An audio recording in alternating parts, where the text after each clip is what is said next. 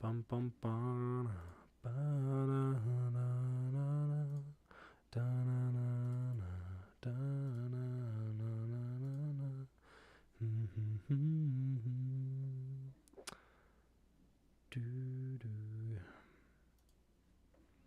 There we are. I'm live once more, because I imagine you have all missed me oh so dearly. In fact, I would go so far as to imagine that you've been crying, waiting for me. Evening by evening, dusk by dusk. Don't know what I'm talking about.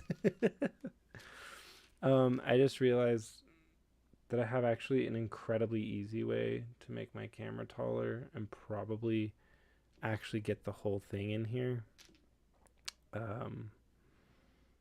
Do I do that live now where all of you can watch me? do you want to see me struggle to get my camera into place? Because I think that you're all gonna see that shortly. I think that's what I'm about to be doing. Because I'm like, what if this camera actually could see everything? What is all of this stuff? I have such nonsense on my desk sometimes. Don't know where to put things. Wait. This was here, and that made the camera correct. Whew. Y'all don't know all the fun things I get up to. For those of you who are here, I'm sorry I'm shaking one of the cameras. But welcome. This is the evening live stream of the Monday the 12th. On Mondays and Fridays, I like to stream on YouTube and mirror it onto the crowdfunding campaign. And the goal, of course, is that I am here to answer questions, generally to hang out. But more than anything, my real goal is to do readings live so you can see how the dice work. If you just joined, I'm sorry, I'm adjusting one of the cameras because I think I can actually make it tall enough that it sees the entire reading mat for once.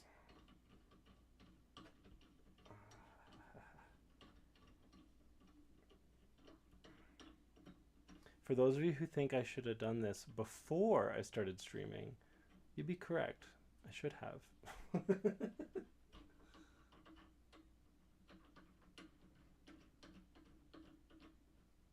But I've never been accused of being smart. So, good evening. All right, let's see. What can we actually get here?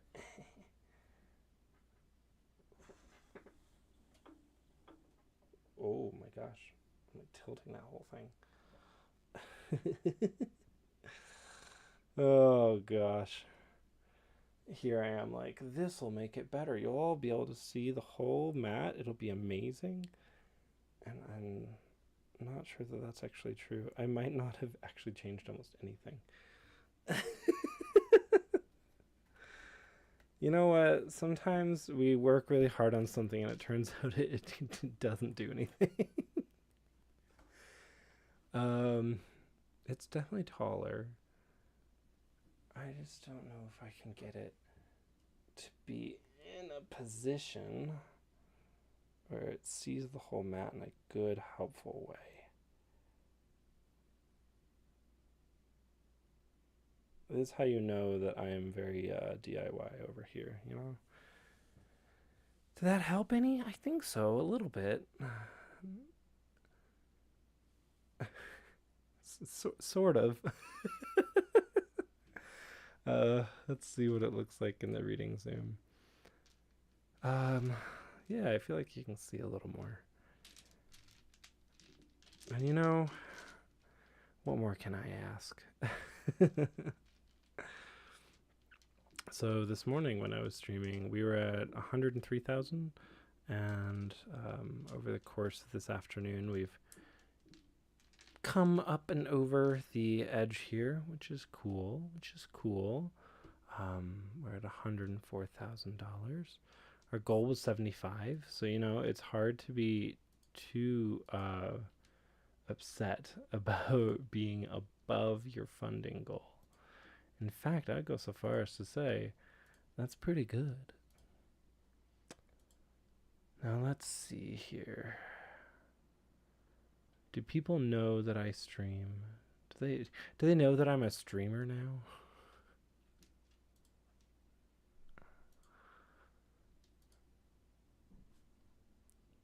You know what? It's probably okay if they don't know. So how are y'all? How's your day been?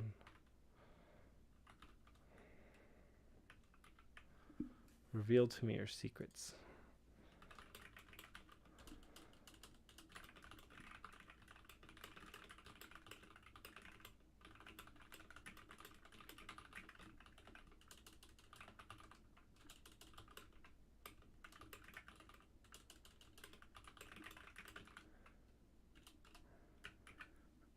So, a fun new thing that I have going on is that my space bar doesn't always work on my keyboard.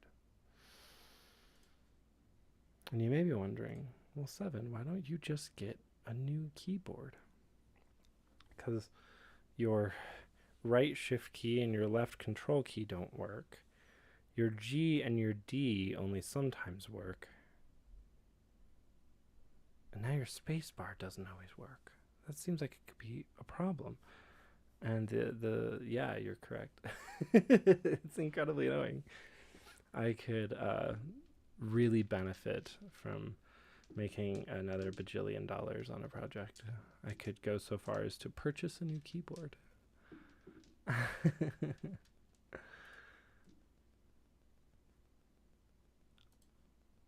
do do do. So earlier I was doing just some really fun random rolls, and I'm always happy to do that. But what I really like is to hang out with y'all being super silly about silly rolls.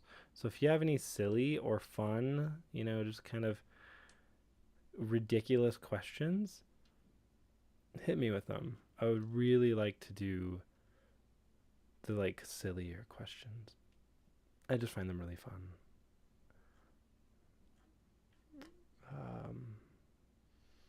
I forgot literally what I was doing as I was doing it. It's almost like I do that all the time. But I'm sure it's okay. Hopefully everyone still loves me. all right. So welcome. My name is Seven. I do Monday and Friday live streams from noon to 12 and from 4 to 6 p.m. Every Monday and Friday for the life of the crowdfunding campaign for the Goblins Oracle Dice. The Goblins Oracle Dice is a set of Oracle Dice. Well, now it's two sets, but it was originally just one set of 22 dice. I'm sort of splitting it out for you so you can see it here. These dice are very similar to tarot in how you use them. So over here on the left, we have the 22 dice of the season set.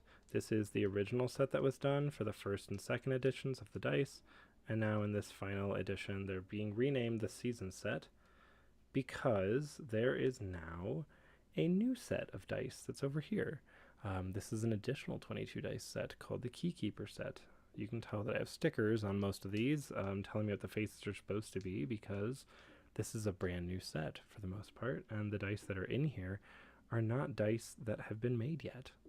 So I have little proxy ones here that I can use so that we can still hop in and, try it out, see how the dice work.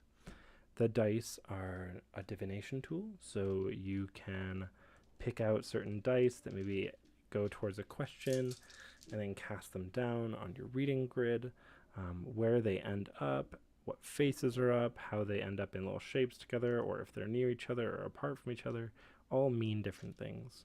So it's a very efficient and effective divination method. This is also a two-sided cloth. On the back is a past, present, future reading. And the key keepers will come with their own two-sided cloth, which will be two entirely new grids for you to read your dice on. So anywho, live on Backer Kit, link in description, go get on it. Otherwise, I just want to roll dice. So anyone have anything exciting coming up? A movie or a book or a game, and you want to know if it'll be good? Because we've done readings for whether or not the MCU is going to get good. We've done readings on whether it's more fun to be a vampire or a werewolf. We've done readings on how the new pope is going to do. I'm pretty open to anything. And if no one has anything yet, that's okay. I am more than happy to fill the space with silly readings for silly things. So I'm going to start out with kind of my old classic, Four Seasons dice. Throw in elements and suits, relations and obstacles. And, you know, I did a reading for it the other day, but I'm so hesitant right now on a really dumb thing that I care a lot about. So I really like the game Dead by Daylight, and they're going to launch a new Five Nights at Freddy's collaborative chapter in their game. So they'll have a Five Nights at Freddy's killer, and I generally like Dead by Daylight. It's a fun game. I like Five Nights at Freddy's, probably too much. I'm a little bit of a fan. I can't even show you easily without ruining my whole camera setup, but I have Five Nights at Freddy's merch on display directly above my desk. So I want to know how well they're going to do. They haven't revealed much about this new killer other than he's there, so we don't know how he works or what's special about him. So I want to know, is it going to be good? Are we going to be happy? We already have conflict in the middle. Oh no. With conflict in the middle, kind of leaning towards the together in spirit right here, it looks like something's not working here. If I were to read this well, it'd be like the logic of the Five Nights at Freddy's community, and the people within that community are going to be at war with the feelings of it. I see nostalgia blinding our view. Uh-oh. See the jester's hat over here on the spring die. They're not really together. These are a little bit farther apart than like these two, but they're not too far. I would say that there's a bit of a new experience coming, but we're going to have like rose tinted glasses looking at the previous version of the thing we like. Out here we have water and spring. It looks like people have to be a little bit malleable to adapt to how the killer comes out in the game and how it looks. But a big part of that is because we're going to be looking with nostalgia at the killer from when he first appeared. Maybe we'll be a little underwhelmed with what he does in the game now. That's a little nerve-wracking for me. I am seeing radiance out, and whoa, it looks like we're going to be blinded by the bad things.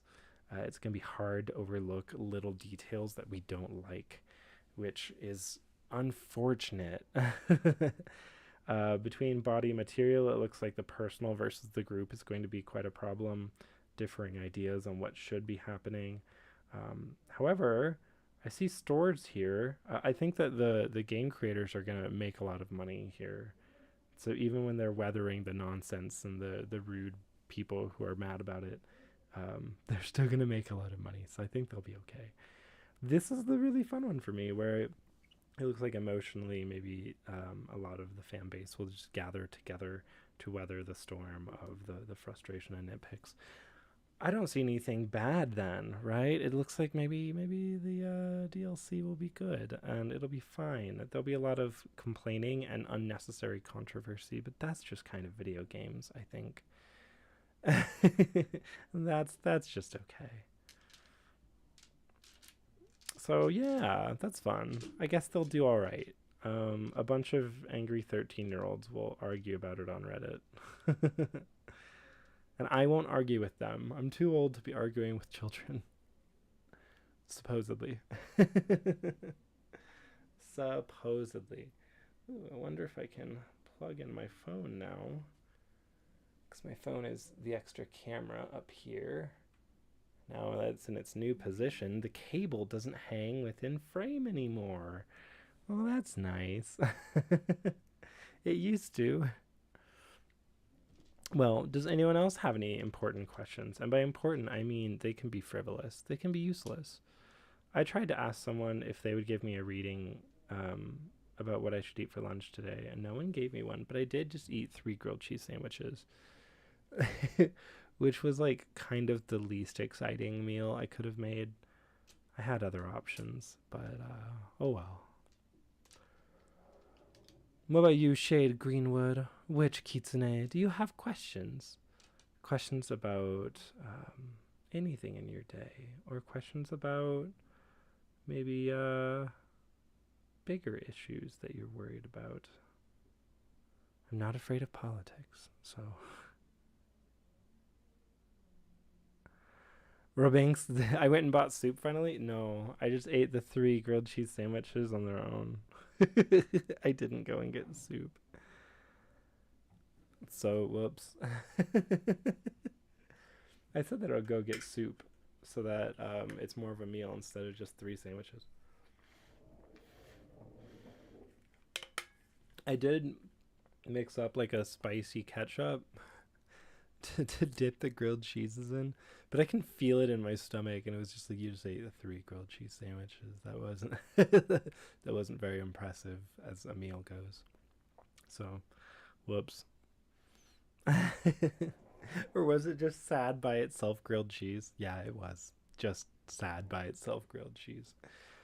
I have like frozen cod. I have some pizzas in the freezer. I have like things I could have made. We have rice and stuff. Like I could have pulled something together, but I sure didn't. I bought a bag of potatoes a few weeks ago with like full intentions of doing something.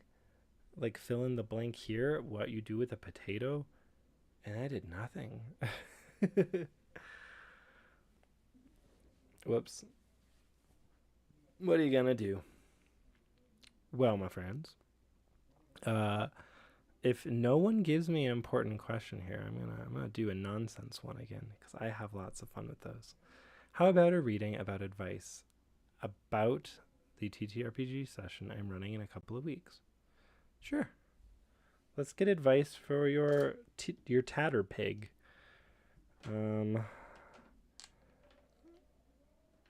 What action should you take? What do you want? What will influence it? What does fate have to say?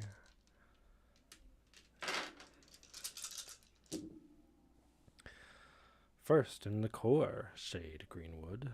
Or Shade. I almost want to call you like Shade. Is that too fantasy? Is that too much?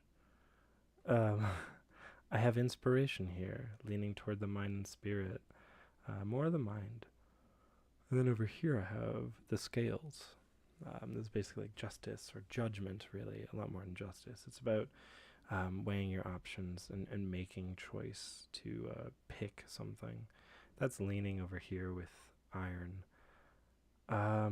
Okay. So inspiration, leaning toward the mind with just a single die in it, and it is the balloon. The balloon is a signifier that something temporary and good will appear. You'll have chance to experience it and take part in it, and it'll be pleasant and positive. That doesn't make it always worthwhile. It also doesn't mean that it's a bad thing that it ends, right? Things come and go all the time. That's just part of the general experience of life. It's just an important point out thing that you're going to have a temporary goodness and it will come to an end. Over here in spring, I am seeing the 777 of like the slot machine going off for you for a jackpot. It looks like something really positive is happening here.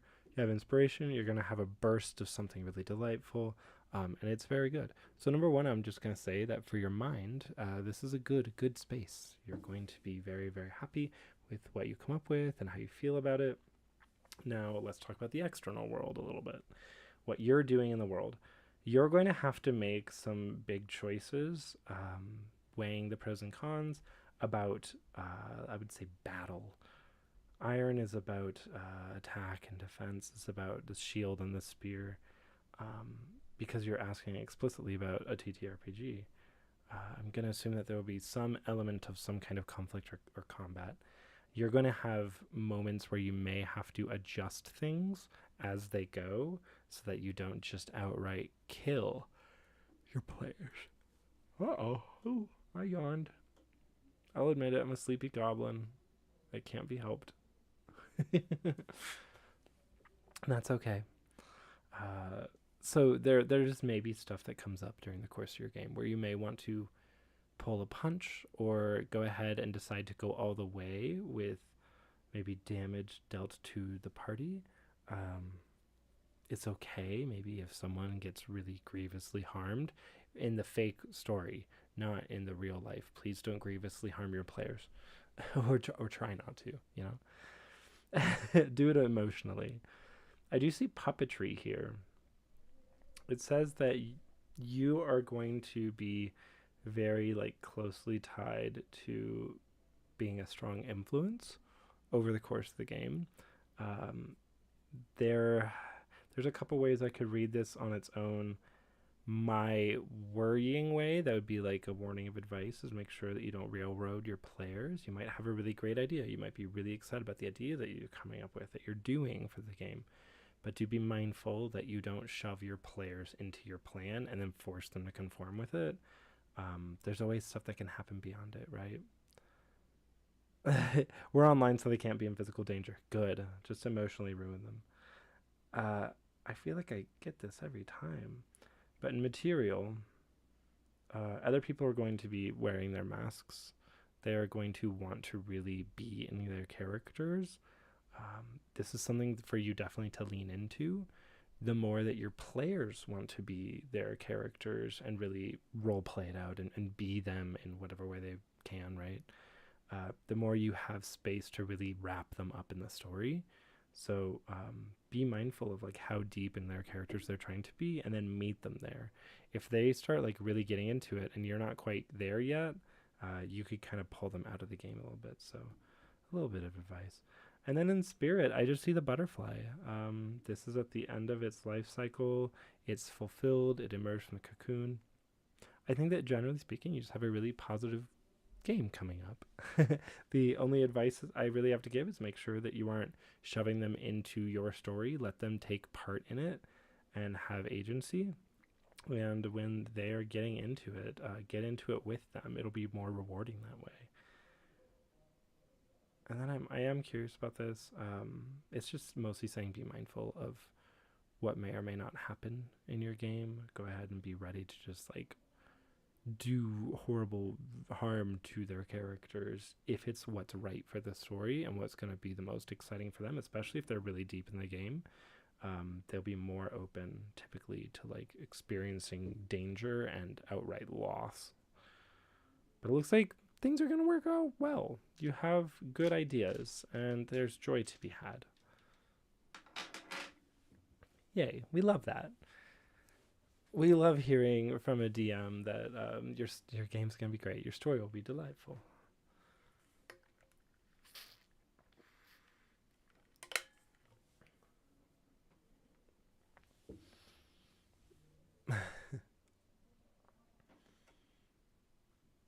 I feel like one of the things I did in this morning's stream was I did a 22 dice reading, and it was about making a character. It was for someone who's asking about it for writing, but I think that it works both for writing and for like tabletop role playing game characters, um, just generally any kind of storytelling. So I did a 22 dice reading that not only set up a character and what the character was about, but also gave us some world information. So I think it'd be really fun to just do that again. This time I want to do it with the Key Keeper set because I did it with the full season set earlier. Now, this is actually 21 die reading, right?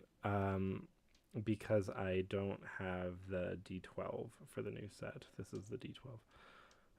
Don't have that.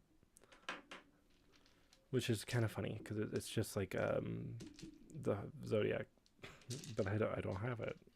I know that those already exist too. Okay, let's take a look. Let's make a character together. Let's make a little bit of a story. Wow, that's very, very, so many pieces all together in the middle. Okay. Starting with the ones leaning mind, we have loyalty to others and personal progress.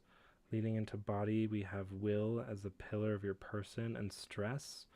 Leaning a little bit towards material, we have the screaming monkey, and in spirit, we have, I can't read that, boundary and spider lily.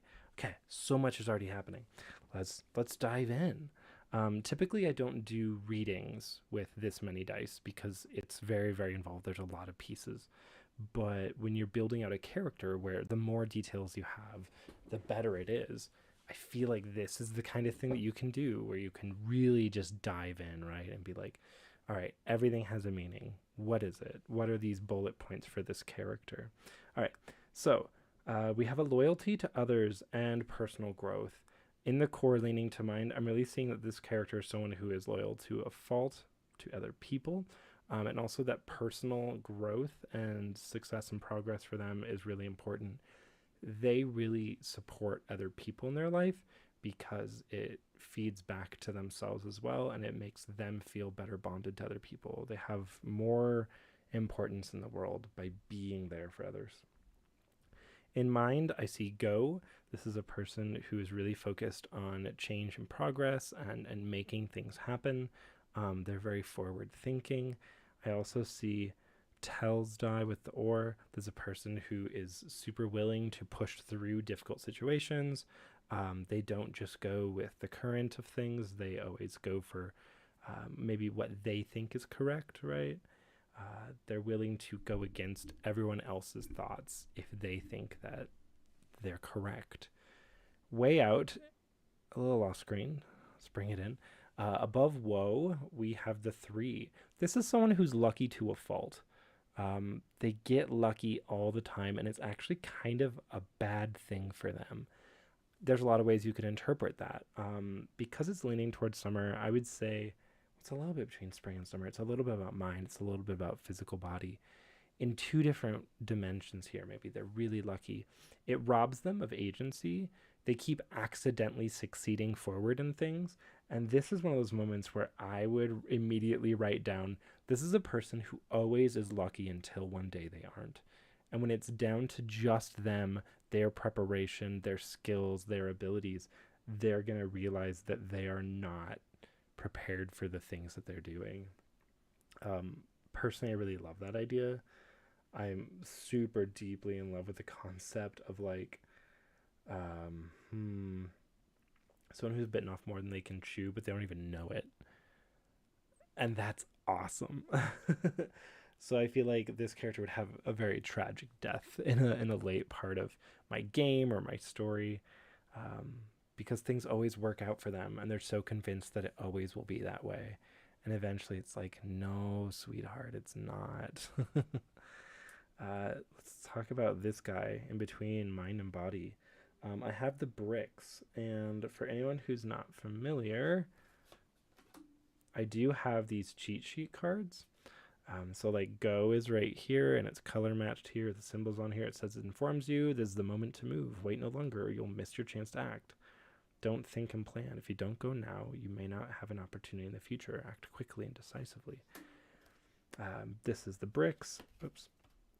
And the bricks are made to create stronger foundations. It takes a lot more time and effort to make the bricks and lay them. You'll need artisans and craftsmen to do that. However, the effort's rewarded with a very strong foundation. This is someone who does have strong foundations, so we can't deny that like they're sturdy, they're a stalwart ally for other people, but they do get lucky so much more than you'd expect. I see a pillar of will. The pillar die deals with what's really at the core of a person and something that they rely on to get through stressful or difficult situations. The will and stress faces here leaning toward body tell me that this is a huge part of this person. They don't buckle under pressure. They survive the stress by always just pushing through with sheer willpower. So while this person's very lucky, it's not like they don't try. They try incredibly hard.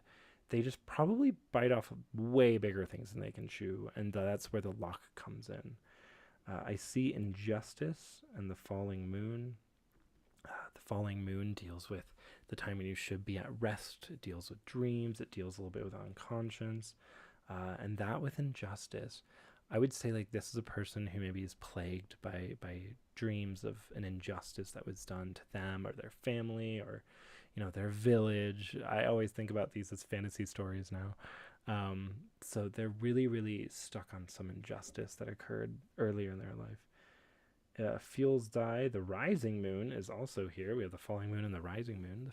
The rising moon deals a lot more with the early night when you're really diving into a little more of your unconscious self in like a divine sense. So when you become more open to the world. So there's a person who actively is always open for opportunities. They don't necessarily plan as much, which we saw with the go earlier.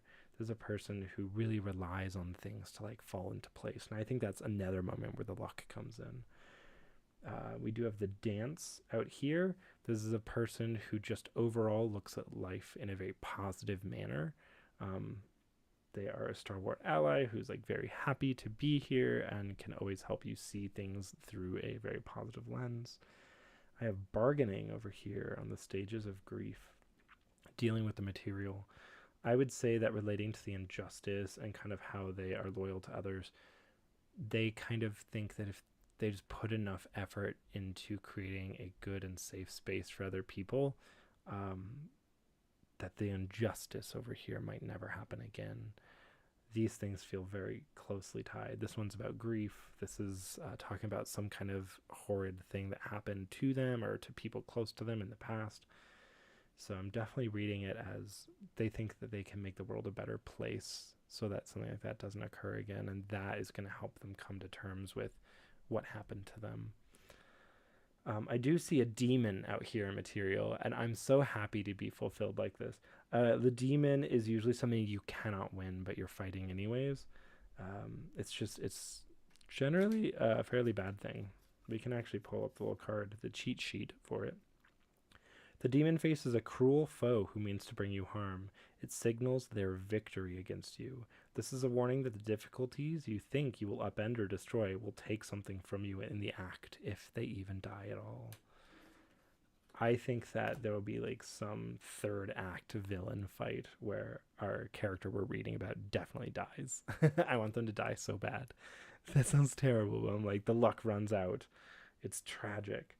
I also see the tenderizer out in autumn. I think that the whole way to get here, they're going to be horribly beaten and bruised. By the time that they do arrive, it's just, things just fall apart. The screaming monkey was here in the core leaning material, which I feel is just like them finally giving up like the positive exterior and just becoming full of like anger and rage, trying their best to stand up to what they perceive as the injustice that robbed them of maybe their childhood or their mothers or siblings or something. Over here we have boundary and the spider lily. The spider lily deals with our relation to death and specifically the way that we connect to the processes of death. I think about it a lot about how spider lilies are a flower taken to funerals in Southeast Asia.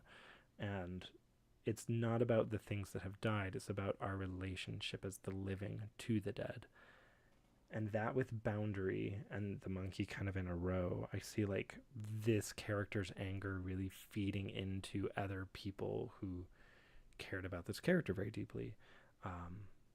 And their anger and rage and desire to fix things, like bleeding into other people, maybe making them like stand up and feel this important call to action. Wouldn't be surprised if this is the dumb character who goes out and gets themselves killed trying to make the world better, and then other people are like, crap, we shouldn't have let them die alone, we should have been there. We have the radio over here, which tells me like there's probably a message that gets out. We're in spirits, we're dealing with emotions and how people get touched by their feels, their big feels. And these two together really read to me like this general message idea really does get out. We have anxiety and the weaver over here. The weaver is a little complicated. It's about people kind of deceiving you and tricking you into a space, and the anxiety is kind of floating on its own. Just following my narrative thread, I would say that the villain would then use this call to action and everything to like create a general anxiety of don't rise up, like actually don't come and do battle with me, don't try to make change because this guy went ballistic and he died about it, so like don't do it. And that's kind of feeds into this weaver thing, this liar and storyteller. But I like the idea that the weaver is like trying to trick people, but the radio over here is like the very ground grassroots type movement, word of mouth, and it spreads anyways. um, so yeah, a 22 dice reading here, trying to find a narrative and learn about a character. We've gained pretty good bullet point insights into a character, what they're about, what matters to them, what they're going to try to do. And then we did kind of get a story here about where they end up and how the world reacts to what they've attempted to accomplish.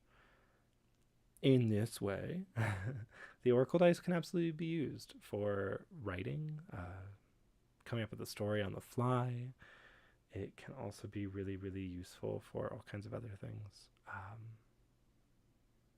One thing I like to do sometimes, every now and then, I pull out a tarot deck when I'm playing a tabletop role playing game, and I will, if I'm like leading the game, I might use the tarot deck to determine like what the world is doing or how other people respond to what players do. And I find that really delightful. Something I really wanted to do with the Oracle dice actually was put out a little game that comes along with it, or that you could get for like a hopefully cheap add-on.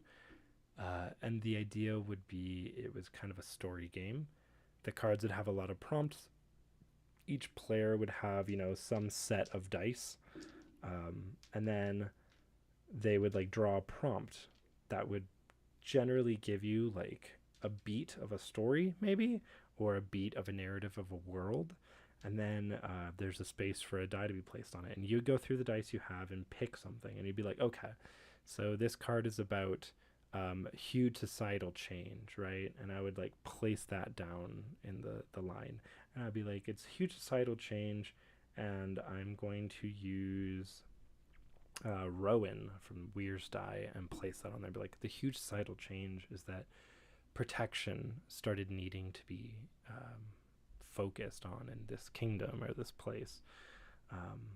There were entities that were bigger and larger than the people who lived there that were coming to harm them, and they started to really focus on defensive magics and rituals and rites that keep them safe. Then someone else would, draw a card, and it's like revolt. And then they're like, okay, well, what do I have that I could relate to this? And it's like, okay, diamond. I'm going to put the revolt card after that and be like, while everyone is focused on defensive abjurations to keep maybe the kingdom safe, the king himself was just lavishing himself in riches and diamond defensive networks that no one else had. So a revolt was inevitable. But then, it's like, okay, well, after the revolt, there's like a horrible ransacking, and this person might be like, yes, I have home, and it's like the home of these people gets completely destroyed as they revolt against their king because they undo the defensive barriers that were placed around the kingdom.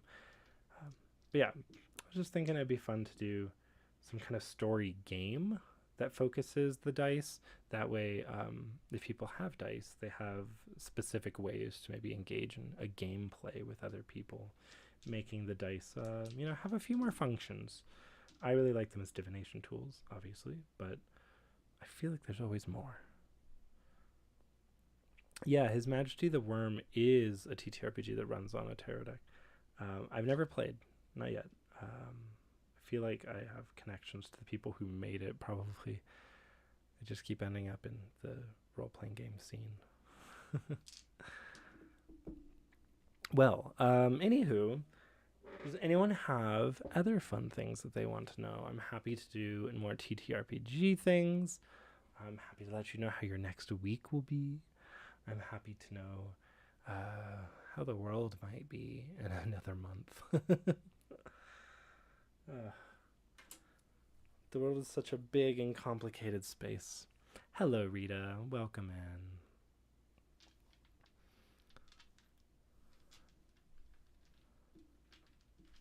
Yeah, I think that while I don't generally do readings with all 22 dice of a set, doing it every now and then is really fun because you get to see like all of the little points of how things begin talking to each other and where you can draw these narrative threads from here to here to here to here. And you don't quite get that across a full reading when you only do like 8 dice or 10 dice. But when you have 22 and it covers the entire mat, it's like, holy cow! There's so much to grab onto. There's so much information, and it's really interesting too to see dice that land next to each other that don't typically get to do that. Because the more dice you have, the more likely they are to end up in bundles, and you're like, wow, I never considered what diamond and demon face and lavender might mean. And that's coming from me, the person who made them. So sometimes it's helpful to try to figure out what all's going on in there. Ooh. Can I just say how amazing it is that I WD-40'd my chair? I don't know how many of you have been in the earlier streams from last week where I hadn't yet, and my chair would squeak every time that I leaned back, and it was horrible. And the reason I hadn't fixed it was because WD-40 does not last long enough. This chair's so squeaky. But I did it. I did it for you guys.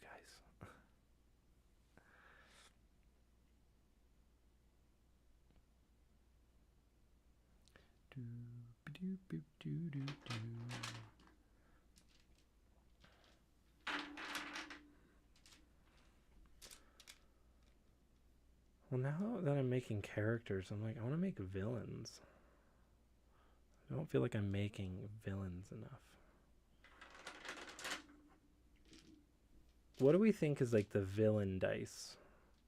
If I were to pull dice together to build a villain for a story, I feel like there's often some kind of wound. There's some kind of thing they want to get attention on. There's something that I feel like they often figure out very alone. I want to include sin. Mal is a die that focuses on like big emotions and like being true to who you are, even when you're like a raging angry person. There's usually something they long for. That's why they're trying to make some kind of big change. What actions they take, what obstacles they may have run into, I think is usually big. The major's die is probably just always good in here. Influences. What are they influenced by? I feel like there's so many villains where by the end of their movie they realize that they're wrong because they usually got tricked by something. I think it's kind of a boring cop out. Like, this is really minor. I happen to be watching Adventure Time right now. I'm going to include the Alchemist die because I can. And let's put the weapon in there. What's their weapon? What is their fear? Yeah, what's their relationship? But I'm watching Adventure Time, and there was just a thing where this character got tricked by an evil character into doing something bad, and like just did not question it at all, just kind of went along with it, and then got tricked, and then they were like, wait, what, you were bad the whole time? And it's like, yeah, but wasn't it a given? Like, these characters gotta stop just believing anything they're told. It's not a good look, y'all.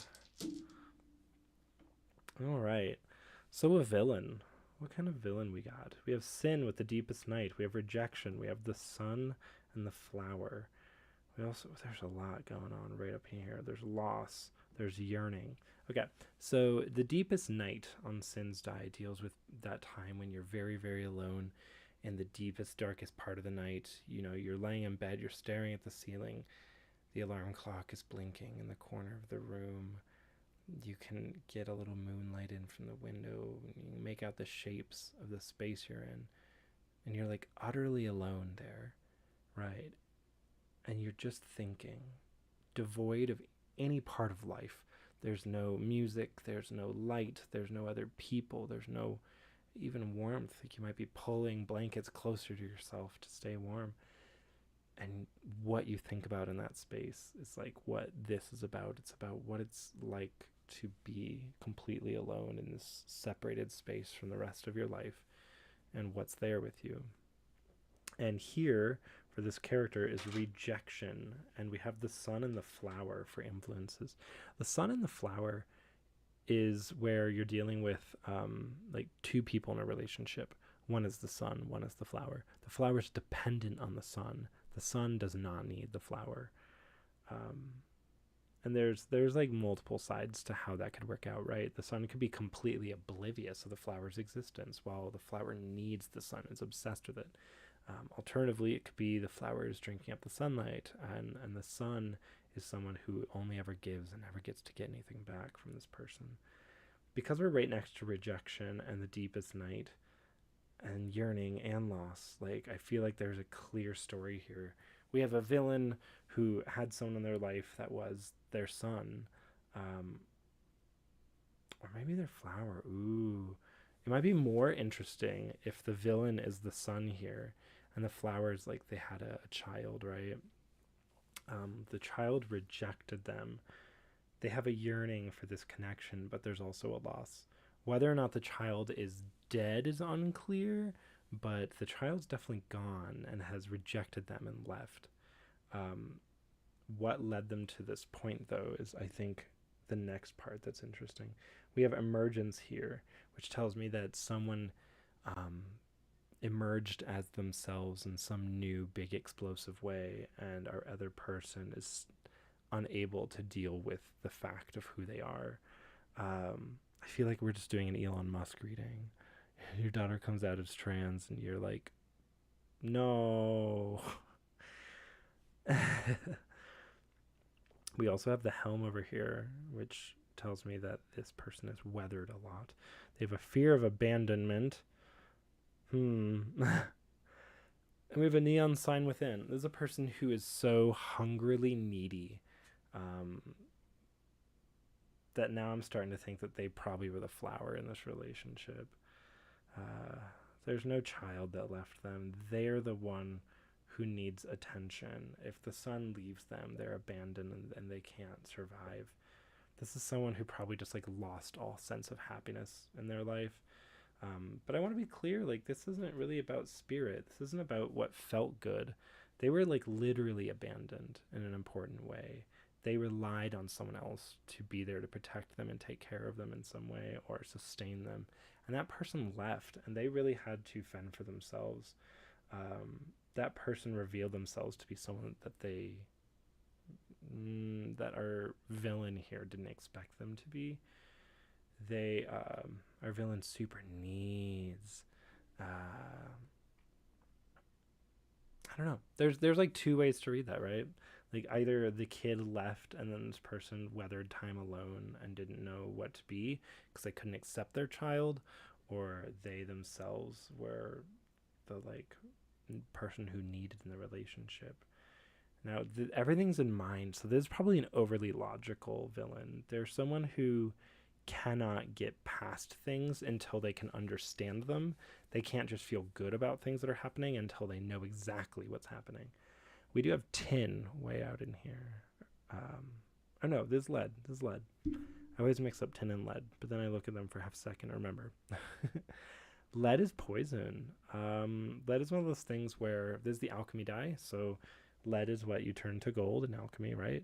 But it's poisonous. It's really bad for you. So unless you go through the entire process of turning something into gold, it just stays lead. This is someone who holds on to toxic ideology way too long and cannot learn from it. Um, Overly logical, unwilling to learn lessons unless they're the one who maybe comes to that conclusion. I really like the idea of just this hyper logical, frustrated person who got abandoned. Why did they get abandoned though? In material, I see the unmarred. It looks like the person who left them maybe was never hurt and they were afraid of being hurt. It's possible that our villain here might have shown signs of exceptional neediness, and the other person was like, I need to get out of here before it is too much for me to handle. In body, I do see the meat hook from the weapons die, and I see the need for touch. Now, the meat hook, I wanted to know how they hurt other people, maybe, and the meat hook is brutal. Um, they make examples of people. When someone reminds them of how they were hurt when they were maybe younger, this villain, they will put someone on display to show just how horrible and evil of a person that person is. Um, they also have this need for touch. I could see this villain being just like a super duper cult leader who needs to be on some kind of pedestal where they gain adoration from others, and then that gives them all the power they need to like do the meat hook thing, where it's like this person has failed the cult, put them forth, on the wall so that everyone knows that it was them. And I don't know, something about the unmarred hand here is saying a lot to me about this. Oh, ah, like virginal expectation for other people that they will be untouched by the horrors of the world. That's the kind of energy this person ends up craving and needing because they themselves feel so wounded that they want to see something that isn't. This is a very like covetous, angry person. Villain. I also love that when you're trying to make a character through the dice this way, you get all these associations, and then you're like, okay, there's like 5 directions I could go here. And that becomes really, really exciting to be like, how would this most satisfactorily connect in this reading, but also maybe like with the story I'm working on, right? Um, I backed the other day, and I'm really excited to use these. I think they'll be great for personal divination as well as creative writing. Yeah, I agree. I'm super unbiased, zero bias here. I think that these would also be great for divination as well as creative writing. I'm super prepared. You know what would be really fun is that I could just sit with the dice for a while and just like do a ton of readings and write down bullet point ideas for characters and just like put together one of those like NPC books where it's like, here's a book of NPCs for your D&D games. This guy's angry because he was treated badly when he was little, and now it's everyone else's problem. He has a cult. No bias at all. Just because I literally created them and I'm asking people to give me money for them does not mean I'm biased. In fact, if anything, I'm the most unbiased, right? Because, like, I don't even know how to make that a lie. Shoot. I gave up pretty quickly there. Alrighty, peeps. What else we got? Hey, new project. There's always a million projects I'm working on. That's just my life. And that's okay. I'm allowed to have 1,000,001 projects.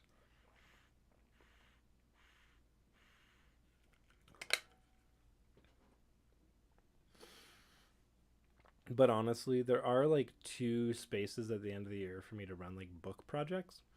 One of them is going to be Tales of the Alley, which is a short story, like little anthology guy about some of my characters that are in the world of the Alleyman stuff. And then the other one, I'm debating if I'm going to take part. If I do, I have a couple of ideas of what an extra little book could be, but I don't know. I might just kind of really like the idea of not running a ton of projects. I would really like to get to the point where I'm running like 2 or 3 a year instead of like 5 or 6. Ashes and ink, don't be fooled. I keep doing dice readings where I'm like making a character for something, Um, and I was just joking that I could use the dice to just come up with a bunch of character ideas and make a little book that's like, here's NPCs to drop into your D&D games. But I don't think I have the time for that. I've got too many other books to already I have to write. I've got to finish the Keykeeper guidebook. I've gotta write the guidebooks still for Hot Housewives and the Misery Tarot. I was really getting some good movement on the Misery Tarot's guidebook, and then it was like, oh yeah, I have to do this. Oh, I need to do that. Oh, I need to do that. And I was like,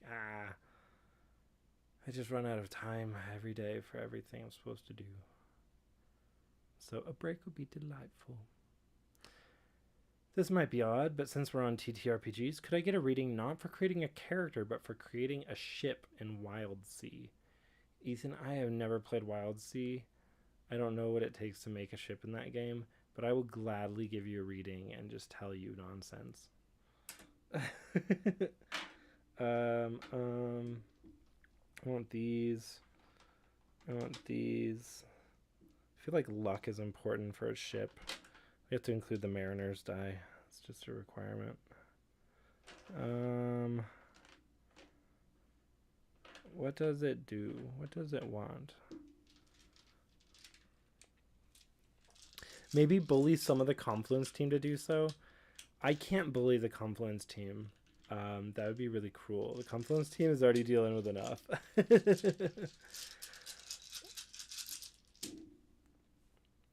He ran so far away. Get back on screen. All right.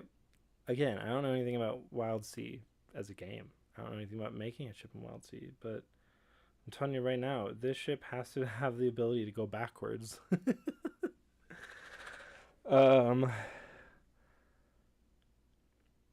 The ship's goal, the ship's purpose should be to hold things. The ship should have a lot of luck to it, meaning if you have the ability to push the ship in some way that adds risk but has high rewards, like being really light so it can be fast, or being super bulky so it can take hits, like, far end of a spectrum here is where I'm kind of leaning. It has to be able to hold. That's really important. Oh, Ashes, I knew you didn't mean literally bully. You're good. Um, they have too much on their plates. We're already struggling because we lost a couple team members to figure out how quickly we can get the Confluence material done. And I think that there's a pretty decent chance that Confluence will actually release at start of next year, which is unfortunate because we really want to put out by October this year, but there's just too much going on. We've lost team members. I'm stepping into edit. I'm actually running a playtest for Confluence, but we keep having conflicting days and not being able to play. It's just a rough time in the world. Bodily for this ship, it should be sad. Ethan, I'm really confused about how to tell you how a boat works, but its bodily is sad. If you can do physical decoration-y things to the boat to give it vibes, it's kind of a somber ship. Grays and blacks, heavy pendulous sails, dark. On the material, I see the 5. I see that there are some parts of it that are overbuilt. I would think that parts of the ship maybe were built for things that didn't end up getting used. There's some baby shoes never worn for sale kind of storytelling. The captain's quarters might have a second room attached that was supposed to be for the captain's wife who tragically died. The back, though, is giving me a vibe of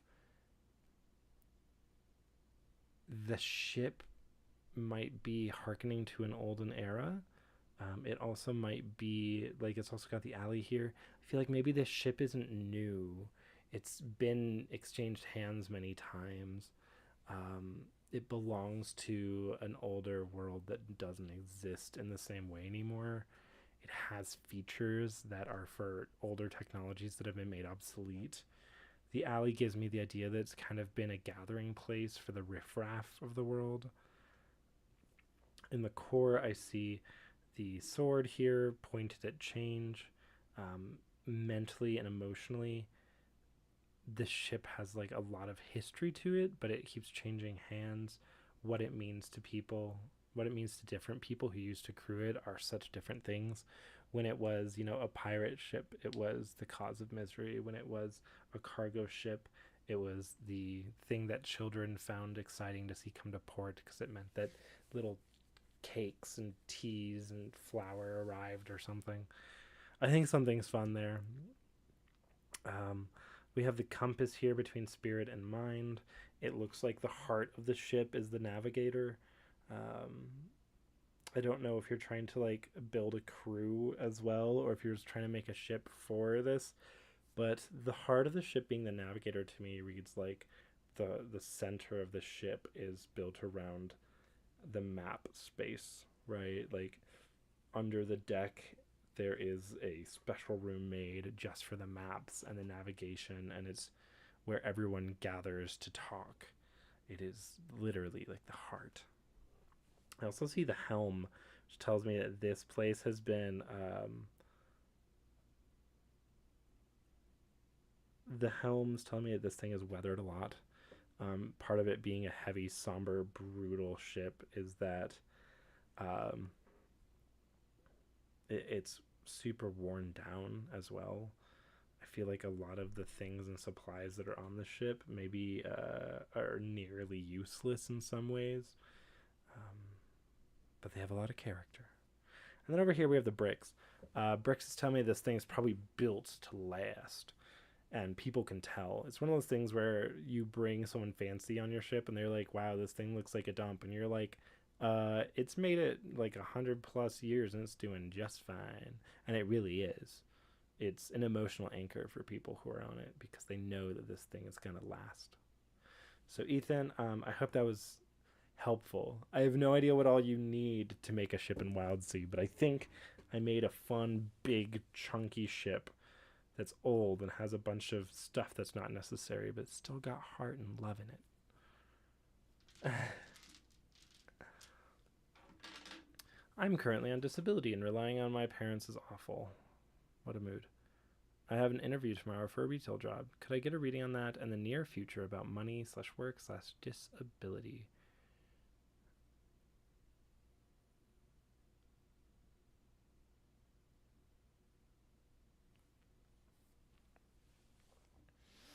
Ethan, I'm glad that you could translate that reading into something helpful for your wild sea boat making.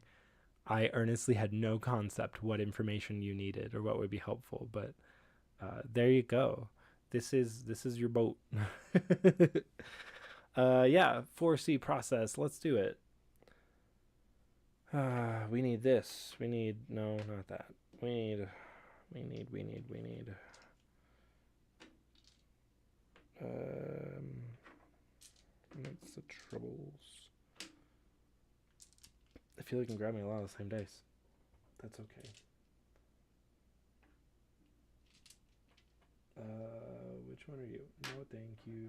Yes, please. Tell, yes. Let's make things happen.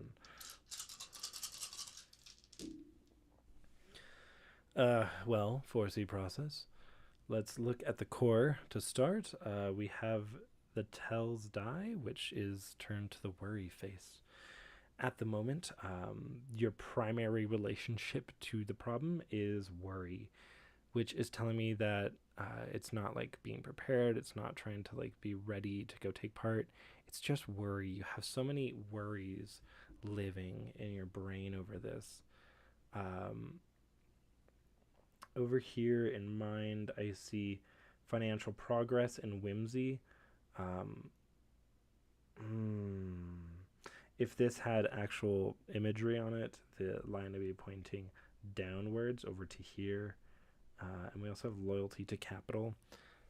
Here I'm reading that your biggest worries are that like financial stability and progress in general are kind of whimsical it might feel to you like they come and go at other people's whims because it's kind of your relationship to capital.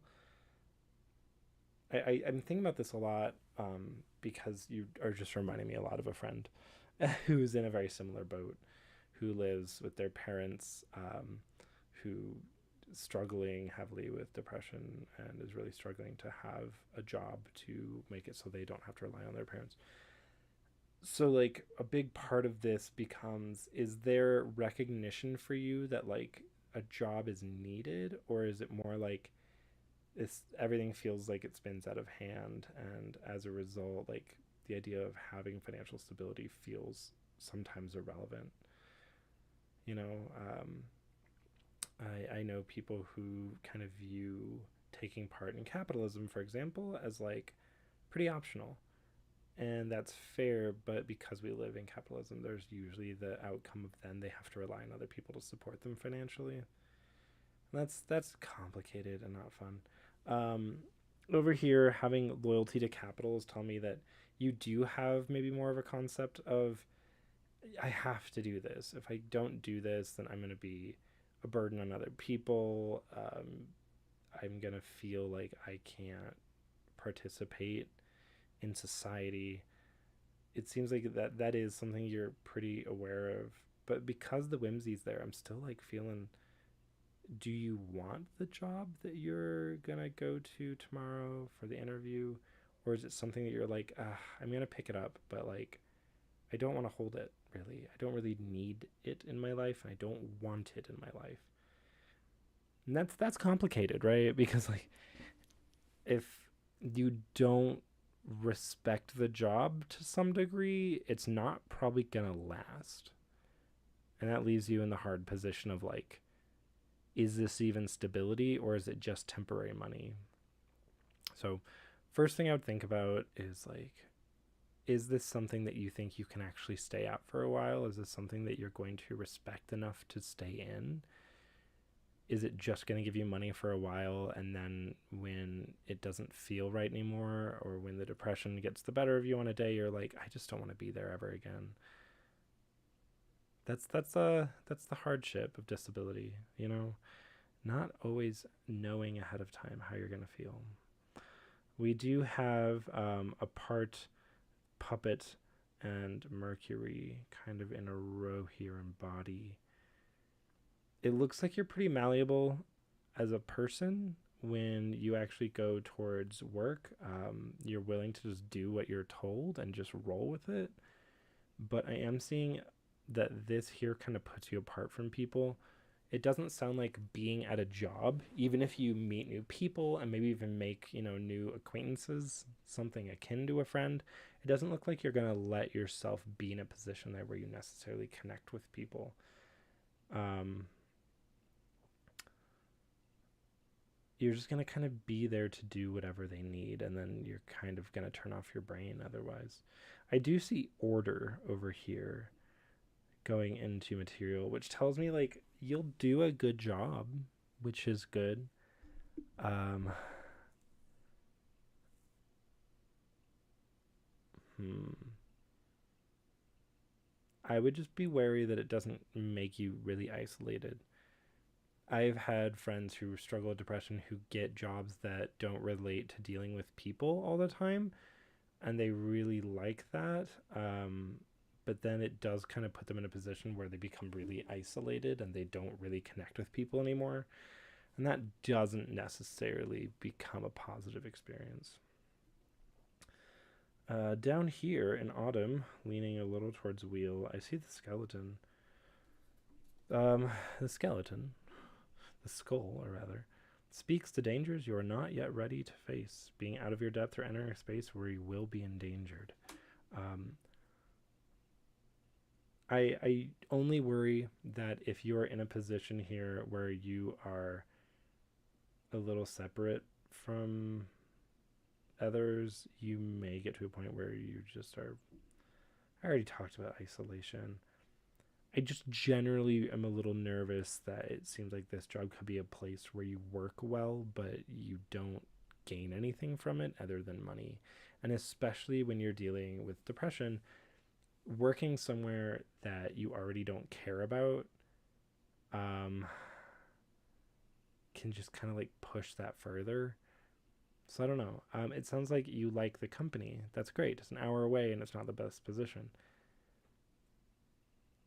If you get a job there, I would work there, show your worth, and then try to get them to put you in a position that works better for you. Because the more that you are interested in the job, the more likely you are to actually want to go to it, right? I also see the train right here, which is kind of on spirit, leading into material. It's telling me that emotionally you're kind of ready to just go with the flow of whatever you're given. But I do see on the other side of that the oppression of the obstacle of your emotions. It's really alone though, which I think is interesting. Um, so there's like an emotional train here that leads into material, which means like emotionally you can kind of just ride the wave of, well, I have to go to work now, and that will help you get to your job and help you do your work. But I see the oppression side leaning toward the mental, where it does make me worry that there comes a time that you become, really swinging low and you start looking at the job as something that's like a whimsy, and you just maybe choose to walk away from it at some point, because it just doesn't fulfill anything for you there. So I don't know. I can see it going either way. um, hmm.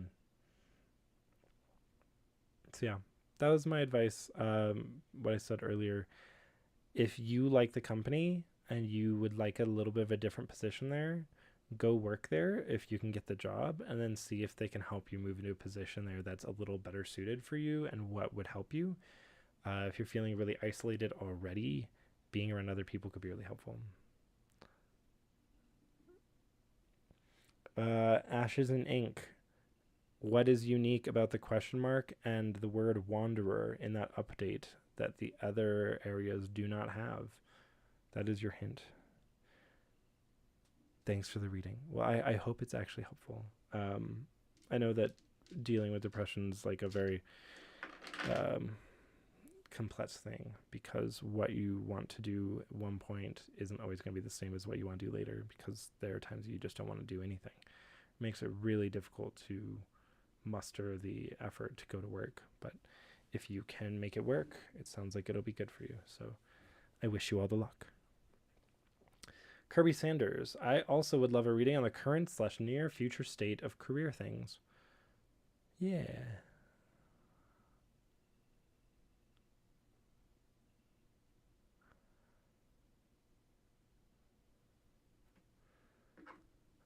Honestly, Ashes, I would say just like also just go look at the update from top to bottom and see what's looking weird in it, because there's something weird in there.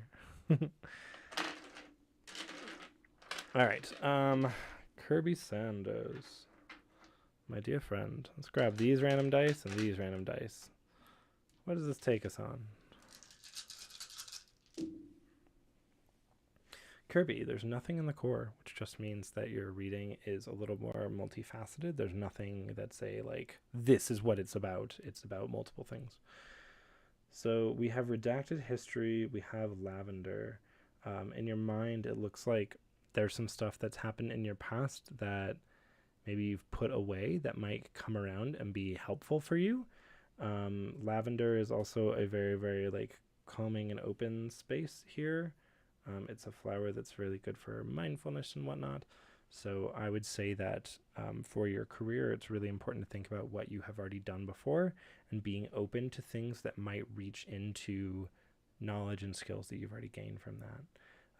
Even though it's something that it may be something you like put away in the past. Let's see. I see the hand. This is a hand of cards. It's not like a literal hand. This is on the gambler or the fates die. The hands tell me that you are dealing with a hand that you've been dealt. Typically, that usually means that other people have like given you things, or the situation around you has given you things that you're able to do. And then you have to kind of look at it and be like, what can I actually make out of this? Which is why I think your history is really important there. there's stuff from the past that you have to pull on, which tells me that the circumstances that you're in career wise are maybe a little outside of your hands. You don't get to pick what everything is going to be, but you are given all the facts and the tools, and you now have to make some choices on what that means. Aspic in body. Uh, Honestly, I would typically read that fairly negatively, but I can see ways that that's not necessarily the case. Um, you have stuff that you've done before that maybe you're not even that excited about doing, but it looks like that might be a really good place for you, or a place that will at least provide financial stability or job opportunities. This could mean returning to an old career, or like a career idea that you didn't follow through on because you realized it wasn't for you. Um, so that's something that's here. I would only be wary because it seems like you might just kind of get pushed into that kind of role, and maybe that's not what you want. I do see self-reflection here in the material, which tells me that you're doing a lot of reflective thinking about where you are, and who you're interacting with, and like what business you're maybe dealing in. I don't really see the work though. Like I see isolation. I see like a need to like get away from some of this stuff and to like really reflect. And I don't know how those things work out for you in a way that like positively makes things happen. Hmm. I don't think it's usually beneficial, I should say, to just like think about what you're doing, and what you should be doing. I think it's usually more helpful to, in relation to the world around you, like spend more time in it and make active choices. And this feels like less making choices, more just like ruminating. I feel like that could really relate to like the hand you're dealt kind of deal, where you're not giving yourself maybe the space to take some of your own actions. I'm not sure. We have the reaching octopus with the ocean over here. And then we also have the demagogue. Okay. So the reaching octopus with the ocean in spirit, you're definitely like reaching out in many different directions, and maybe lower than you intended to ever do, to find things that are making you happy. For a career, this could mean that you're starting to look at things outside of your wheelhouse, and maybe even like lower careers than where you're at. Let's say you like reached this level of management, but now you're like, I actually would be happy if I was down here. um, and maybe that's good.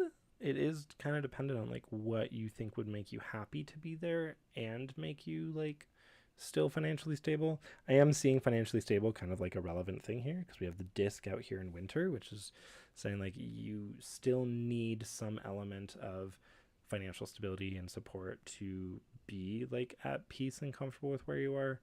The demagogue worries me a little bit, and I feel like it really relates to the aspect. Um, I feel like there's going to be people talking to you soon relating to career, who are telling you like, if you don't either a settle for things that are going to be good money, even if it's work you don't enjoy, or maybe they're like, if you don't make use of this particular skill set that you have and like really dig into the traditional work structure that you have been set up for, like what are you going to get? Where are you going to go? What are you going to do instead? So Kirby, my general suggestion is like, it seems like you're really ruminating on like what works for you. And I'm just going to say, if you need the financial stability, it might be easiest to just go with the skills and like the culture you're already either a part of or returning to, even if it's not an emotionally necessarily fulfilling space.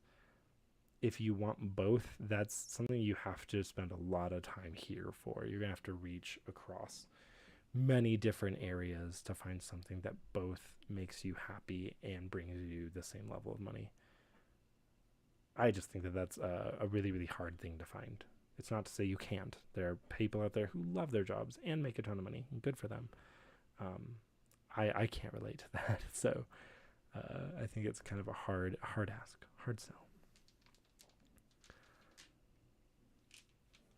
If the Wanderer was an RPG character, what kind of dice reading would they get? You know, that's the fun part is I don't know what the Wanderer is. I've been doing the Wanderer things on this project now instead of the Wandering Oracles. It's just the Wanderer. It's like, who is the Wanderer? I don't know. I don't know. Which Kitsune you're also asking for character readings. Let's just do those. Let's do some character readings. All right, Wanderer.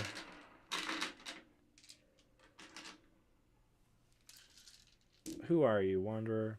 Oh no, we got the demagogue and the core leaning towards the materials. So maybe they've been really preached to a lot. Maybe they're a preacher. In mind, they're like a nostalgia creature who's really focused on sealing away things. These two together really give me a vibe. They like kind of seal away the past, which I think I like because the Wanderer is something that comes and goes on the campaign and brings things sometimes from the past. It'd be really cool if the Wanderer is like an entity that could seal moments and then bring them around to give to people later to either remind them of what has happened or to share forgotten things. That's kind of fun. We do have the mask over here in spring, kind of a yearning to be not invisible, but like seen as something else, something that you're not quite, or seen as something you want to be. Um, that really fits with this idea of a wandering entity that comes and goes and brings you things. You don't get a good sense of who they are, right? I do see this like toppling thing over here. Um, Grabbing the cheat sheets, you get topple. Is that moment in which you say sorry as you overtake another person. Be wary of how you make this passing. Do not leave others regretting sharing space with you. It's so real. People are always upset that the Wanderer comes and goes so quickly without enough clues or timing for people to get the thing. The Wanderer's pretty inconsiderate. We also have the meat hook out here. Are you gonna come join us, Tom? I'll make space. Come on up. Here comes. And he jumps. Yeah, there he is. Alright, Tom. I'll move the dice for you. I would never, ever force you to share space with dice. That's just too sad. And we'll move the keyboard. And he's like, oh, good. My space is open.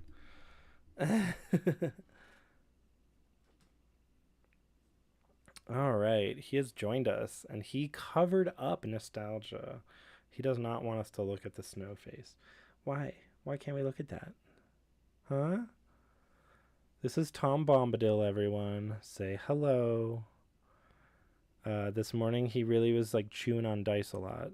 And a couple of times he like hucked them into his mouth. And I was like, no, no, no, no, no. No eating the dice, please, baby. I do still have questions about the demagogue and the other. It looks like the wanderer is heavily influenced by some other being that kind of tells it what to do. Maybe that's me because I keep making the wanderer show up at certain times. We also have the kindness die, which is like stitching of the wounds. We have ocean. We have the sword and shield. It looks like materially this person always tries to offer the tools that people need to interact with it. And it's always trying to make amends for wounds. But like the ocean's really telling me that any real understanding of the wanderer is probably like a little beyond us. There is too much below the surface, and maybe it just doesn't really interact with the world because it's feels the world is too complex. Get the feeling that the wanderer interacts with other people as much as it's willing to, which is showing up for half an hour at a time to give free memories. So there you go. That's some info on the Wanderer. Wants to provide people with the tools they need, but is heavily influenced by something that tells it when and where to be. I am noticing that my chat rate has gone up on account of a cat arrived. We were going one message per like hour, and now we're at like 8 in 1 minute. Tom, you're famous. You're famous, baby. Yeah. So this is Tom Bombadil. He is 9 years old. He's had some teeth removed. He is FLV positive, which just means he has a weakened immune system. So he has to stay at home. He doesn't get to go outside for no reasons. He's a very sweet boy. He's not a lap cat. He wants to be near me most of the day, but he will not sit in your lap. However, the trade off is he'll let you rub his belly and he'll let you pet him all over, and you can just kind of flop him around. He's a pretty good cuddle buddy. His favorite food, you'd think it's dice, but he is a kibble fiend. I tried to spoil this cat when I got him. He was going to have all kinds of different wet food. Every day was going to be different wet food. He's going to have a rotating restaurant of options. But unfortunately, he has the most sensitive tummy on earth. And he didn't really like his wet food, actually. So we finally settled on a very special diet of a chicken kibble, and he loves it. And he wants it so bad. And he's grooming me so much. He loves grooming my tattoo. I assume he's trying to clean it off of me, but that's not how it works, sweetheart.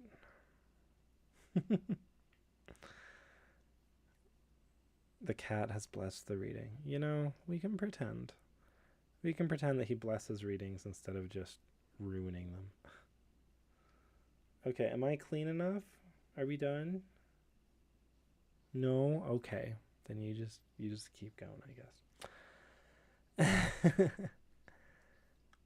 And Kirby, I did read your message. I'm glad to know that some of these things really, really connected.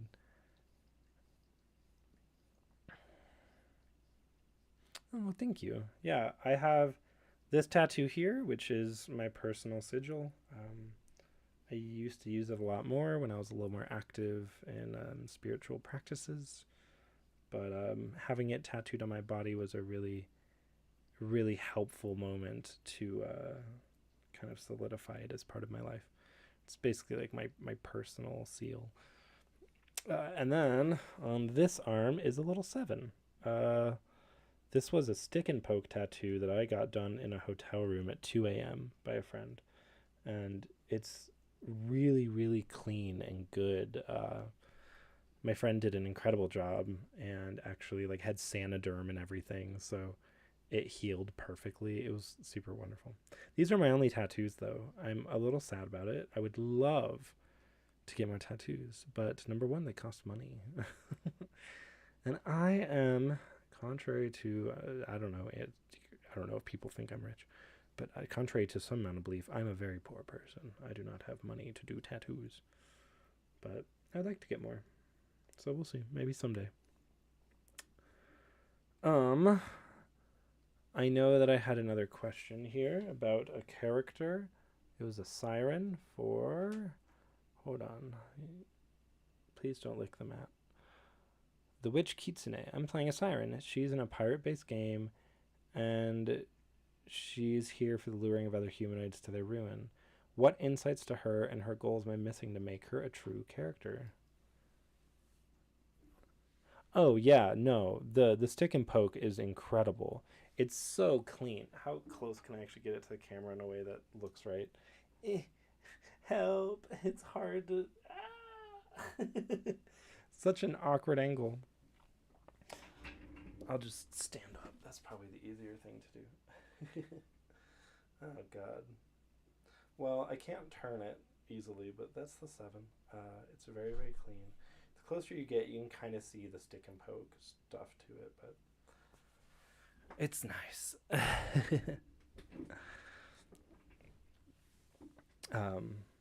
Yeah, it was my friend Irene, who is...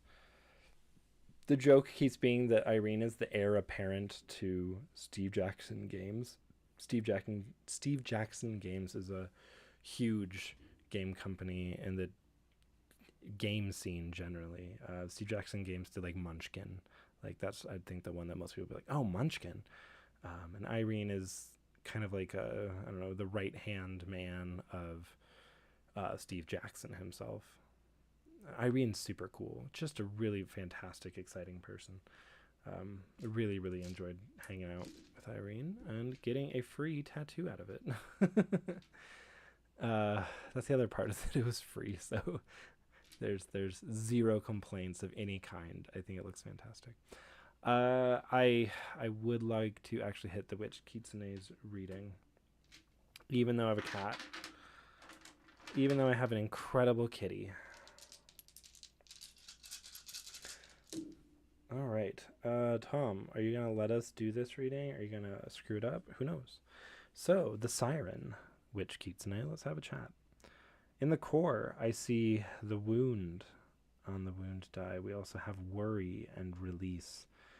These are pretty big things. So the wound is leaning mind. We have prima materia here. It tells me that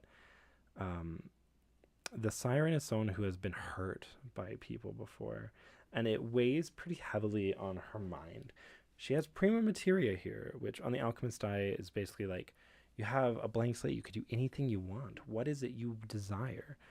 She might feel that she can do anything, but this core wound leaning on mind tells me that every plan that she makes, everything she starts to like make decisions on, really gets stuck on this wound that she's been dealt. She kind of starts her logic and her thinking from the place of the wound and then works from there. I see hearth and good influences, or good intentions maybe. Informing what she believes to be her home and going through her daily processes. She thinks that she's helping maybe other people or herself come to some kind of fruition. However, her thinking is a little bit flawed. She is doing what she thinks is best for other people. And I think this probably ties to the wound, right? But it's not always best for them. And honestly, coming from a position of thinking you're doing what's best for other people is usually like a mistake, because we shouldn't assume that we know what other people are doing or what's going on with them. Hello, Entrance Glamour. Over in Summer, we have the soul. There is a general experience with what she's doing that I think is her trying to find or connect with this general like concept of love and soul and community. But because she's like in some way homemaking with the good intentions, the things she's setting up are like not creating community and love.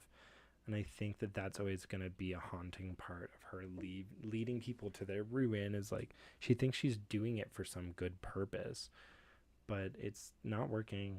And it's definitely not for a good purpose. Hey, stop it. No eating. No. We need pain. We need the pain there. We have worry, which is leaning material. Truth is out here, and a fear of others is there. It seems like your character is definitely afraid of other people and what they can do to her because they've hurt her before. And as a result, she feels like she's seen the truth of them. And her worry and anxiety about other people is what leads her to like constantly dooming others, right? She's not willing to be comfortable and safe with them. Release here with pain. Like she needs to let go of her pain. I think that's pretty clear. I do see the manufacturing face way down here, which is telling me that something that she is accomplishing that's good is that she keeps pulling things together, whether or not she's intending to. I'm assuming this is like all the material goods of all of her victims, and maybe those things put together could actually lead to a more positive outcome. If you get a lot of money and jewels and ships and stuff from crashing sailors on the rocks, you do end up with a lot of resources. And instead of calling people here to doom them, maybe to protect yourself in some weird I'll protect you before you get a chance to hurt me way, if she actually wants to create a space that's actually positive for her and the people close to her, it looks like she might actually have the resources available. But yeah, she has an intense fear of others, and that hugely taints anything that she does involving the outside world. That's what I'm reading about your siren character. Ugh, what is this? What is this? This delicate dweeb of a man. Oh, Tom. Oh, he's purring. Well, my dear friends, what else we got? What other fun topics of discussion? I could talk about TTRPGs until the cows come home. I'm actually in a vampire game right now with some friends. We play like 3 or 4 sessions in a time period, and then we'll take a time jump after that and set up in some new city and be like, okay, what did we do in the time between, and then what do we actually want out of this space for these like 3 or 4 sessions in this time period. And then we do like another 100-year leap and gain a bunch of experience and change our characters around, and then set up a new scene and a new area for 4 games. And as we get closer to the modern day, we're slowing down our time jumps. It's a really fun thing to do. My character is Bi Wenfu. He is the son of Bi Sheng. Bi Sheng was the person who first invented movable type like printing presses made out of like ceramics. And so Wenfu is actually trying to head westward and spread his father's invention, but then he, got vampirized. And then he still tried to do it anyways for a long time.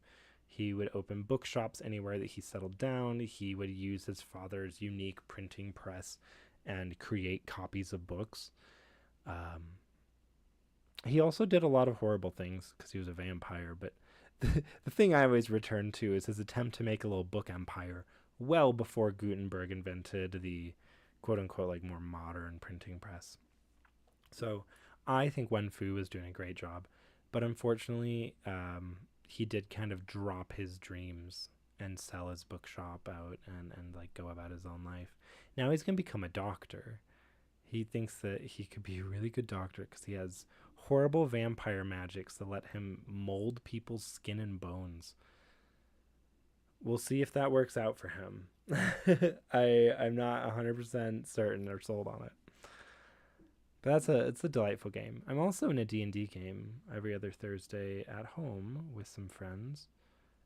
Right now we're playing 5th edition. We don't play D&D as much anymore. We usually play other games.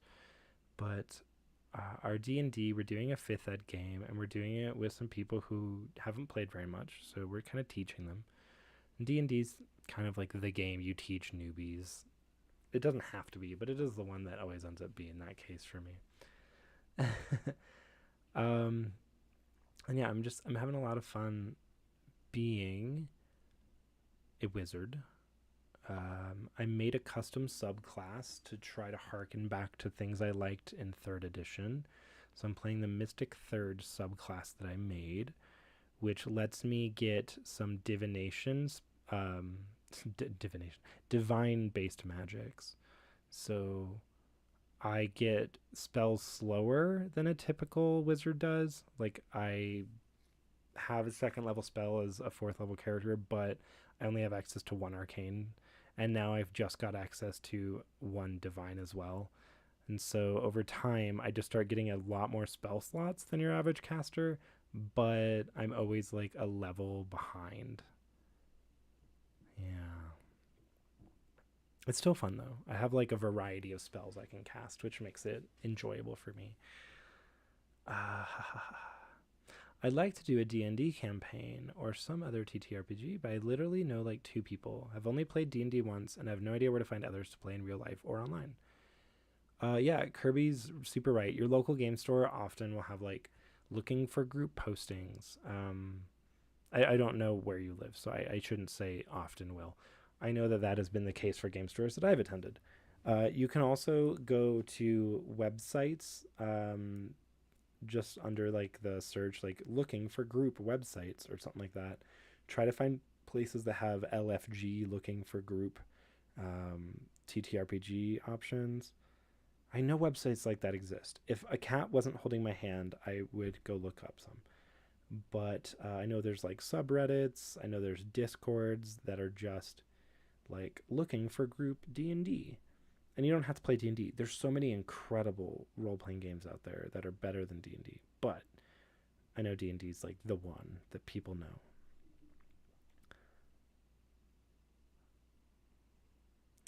That's true. You could also go in the Confluence Discord, the Confluence Playtest Discord, to see if anyone wants to put together a party to play online. I would say that if you don't really know any people in your area, online's probably easier. Probably, maybe. But if you can connect with people at like your local game store, you could potentially just do it in person. I think that in person's a lot more fun of a game experience. Online works for the groups I play with just because we've played games for so long and we started in person. So I feel like we bring a lot of that energy to our online. But when we finally do meet up like once a year to play some games, it's always better than when we're online. So, yes, I highly suggest if you can figure out a way to make it work in person, do it.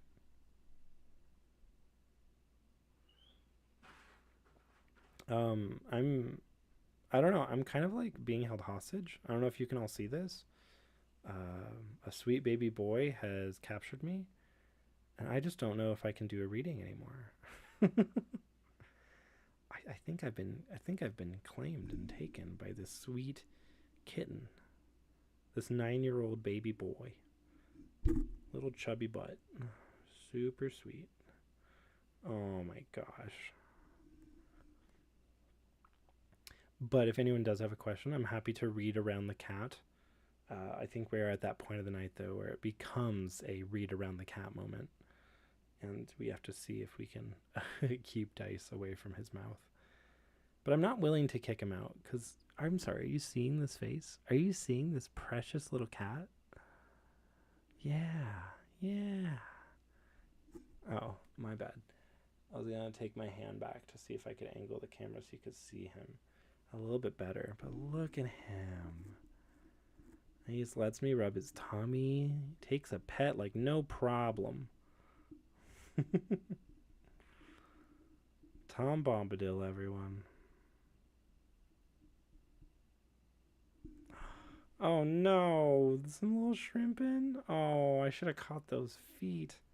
He was doing the most precious little shrimp. Consider a reading for Tom. Here's the thing. I've done that before. The whole lesson that I gained from it was that he hates me and that he would love me more if I did my job of just feeding him all the time. Onion Knight, you want to read around the cat? All right, hit me with a question. What do you got? Because we've got a kitty and he needs to sit here. It's really important. Probably. Tom, what do you think?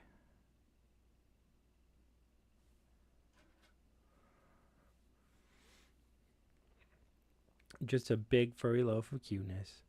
I'm in the middle of moving homes due to some dire medical conditions. Just had testing done today. How best to brace for the results in a few days and handle the stress until things settle.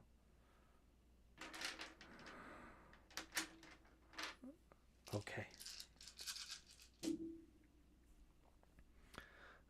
We have the ore and prima materia. You're being handed a completely new space to navigate, and it is a new emotional space. That's the big thing. The prima materia leaning spirit for a question like this is super huge because it's saying that you have utter control in some ways over how you internalize and feel about this information, right? Oh my goodness, he's really doing the best for all of us. And I think that's important to know. You don't necessarily have control over what happens around you and what happens with the testing and what things you're gaining, what the results are, but you do have control over how it affects your heart and soul and kind of what you choose to do with that information. I see social progress over here at the edge of mind. I also see excess. I would say like it's probably a good time to like slow your thoughts. You could plan for every possible outcome, but that's debatably helpful until you have actual information. Spending all your time thinking about everything that you could possibly think about relating to this is just going to wear you out. And if you're already in the middle of dire medical conditions, it's probably better for you to like slow your roll a little bit on how much you're overthinking things. It's going to be hard for you to like recuperate or rest if that's what you're doing. The social progress here is leaning into body. It usually relates to like what things you're pushing forward with other people, romantic, friendly. I have peace here next to it as an obstacle, and they're kind of going together, but this is definitely the real triangle. So I think that you still have people who are present who are ready to be supportive of you, which is really good. Um, but you're kind of at peace with all these other people. You have the knot here and it's holding up the tools. I wonder what the knot's about. What this is reading to me as is because you have the support of others. We have the social progress connecting here. You have the support of others, and you've kind of like made a knot out of the tools you had at hand. You have the sword and shield, which tells me that you have complete readiness for what's approaching you. You're not currently acting, but you're moving towards the acting, and that's really really good. And it tells me that you have the tools you need to deal with the problems. I think that that's because you had an excess of thinking, but now that you've already moved forward enough to the point that you have the tools you need to handle what's coming, it's probably time to stop the excessive thinking. It helped you get here, that's helpful, but now it's just anxiety. Which is fair, and it's not like you can just turn off anxiety, but to the best of your ability, think about other things, distract yourself with fun, spend time with your friends. It's clearly something here, to whatever extent you can. I don't know what your actual situation is. We have the ore here, which is telling me that there's probably going to be some labor that you're going to have to do against the stream of things that are coming in. The results look like we've got a wobbly wheel kind of going on. We also have the go arrow, which is generally good on without. It looks like kind of no matter what you're being given here, results wise, or how things begin to settle, changes are going to have to be made. Some of the things you've been relying on have been ill-fitting for a while, and it's only going to be now when you need more support that you realize that some of this stuff just does not work for you, and you're going to have to get rid of some of the support structures in your life that aren't working. It doesn't mean you throw them away. It means you replace them with a wheel that's not wobbly. The go is telling me that you can still keep moving forward, no matter what's happening or what the results are, how things settle. Things still keep moving forward, and that's a positive thing to know. I also see metal over here with the spider. Metal and spirit. You've had some coping mechanisms in the past, and I think they've probably been really helpful. In this case, I don't know how helpful they are. They are kind of focused on storytelling and narrative spinning for yourself, changing how you look at things. I don't think that that's the worst thing that you could have, but I don't know if you need to narrative spin as much. You have prima materia, right? You kind of have complete ownership of however much work you want to put into this, of how you feel about what's going to go on, and what becomes your new sources of emotional fulfillment throughout this process and beyond it. We also have the pie over here. This is a sign that it's time for you to do something nice for yourself. Take a break among this difficult move and all the stress, and just whatever you can do. I understand there's probably things you can't do anymore, but whatever you can do, do something just really nice for yourself in small ways. Little gifts to yourself are going to be a huge boon in this particular journey.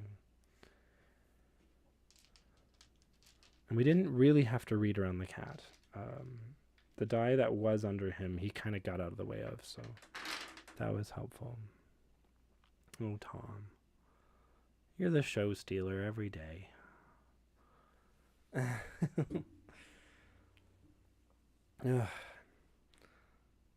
Well, my dear friends,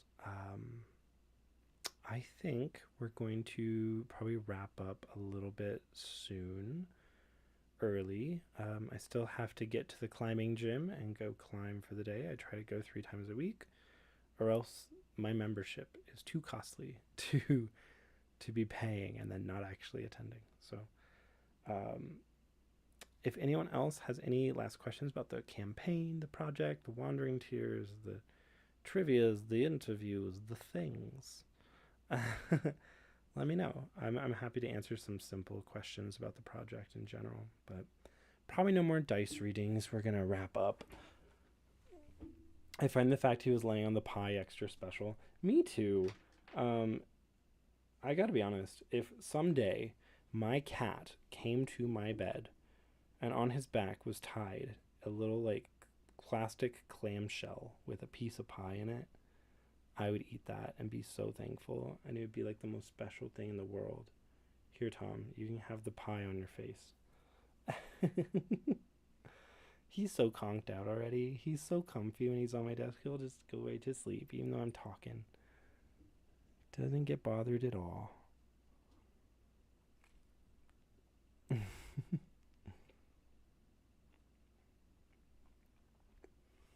I'm starting to wonder how delayed the stream is. I know there is a delay, but like I'll ask a question, and then sometimes I'll see someone respond like 3 minutes late, and I think it's just because they aren't aligned to the most recent part of the live. But other times I'm just like, how far back are all of you? If you are hearing me say this now, I want you to type "We love Tom" in the chat. It's 5:51 p.m. for me. At what point will people say "We love Tom"?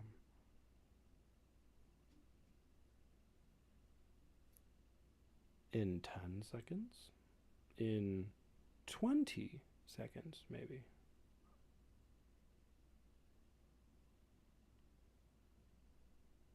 We love Tom. B&W, can I just say how much I love that you're thinking Wheel of Tom? Because let's do that. Let's make it the Wheel of Tom. Okay. So there was almost like a minute-ish delay. Somewhere between like 30 and 40 seconds maybe. That's not bad. Oh boy, oh boy, oh boy. How is the trivia going? I know, I'm actually kind of obsessed with Wheel of Tom now. Is it like a Wheel of Fortune thing? I'm not sure. Let's see. The top teams in the trivia right now are the Goblins have 50%, which suggests to me they have a general 50% correctness. Is that how I'm supposed to read this? The Key Keepers are 46% correct. The Alley Folk are 44. The Season Readers are 21% correct. Maybe I need to figure out who's on the Season Reader side and start like feeding them information, feeding them answers. Like, come on, guys, we've got it. We've got to win. We've got to win everything. But that means that of the 6 questions on average, 3 of them have been right across the Goblins team. Yeah. Ooh, Trivia Champions, actually. I know you can't quite see this. I'm sorry. Let me... Campaign page scroll. Oh, no. My face is gone. I wonder why. Ooh, the final results have been revealed in question 4. 50... Wow, okay. Maybe I picked some difficult things. Wild over here has got 4 points. Which I think is cool. Cryo Lambda has 4 points. No one has 5 or 6 points. No one has been correct the whole way through. I am proud of myself. Can I just say that? That means that I have done a really good job with these. Oh, it's me, Onion. Oh yeah, were you were you there? Yeah, you are. You have 4 points. Look at you. You're tied for first place. I think that's great. I had no idea that these questions were going to be this difficult. And now that I know that, do you know how much I want to just start throwing more questions out there? Um, right now, I was doing one every 2 days. What if in the last week I do one every day so that people have more time to like rack up more points and change these percentages? That would be fun. I can't believe I put this die on his face and he did not care at all.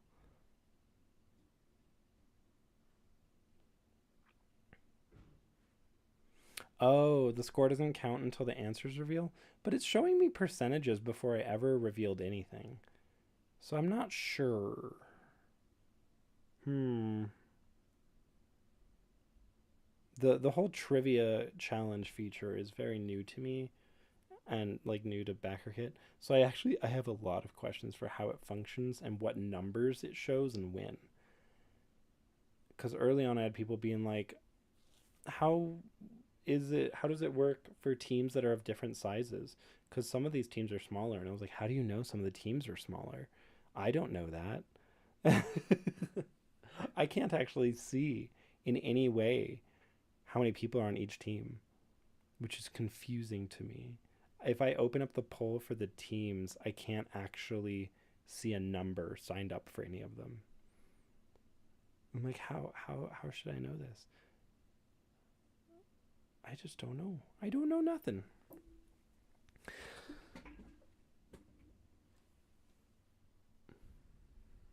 You think the percentages may be participation, but it says top teams. So I'm assuming it's like number of correct answers. But it's hard to say. Again, I just don't know what the numbers mean. I'll ask BackerKit and be like, hey, help. What does any of this actually mean? Please tell me, because no one's certain.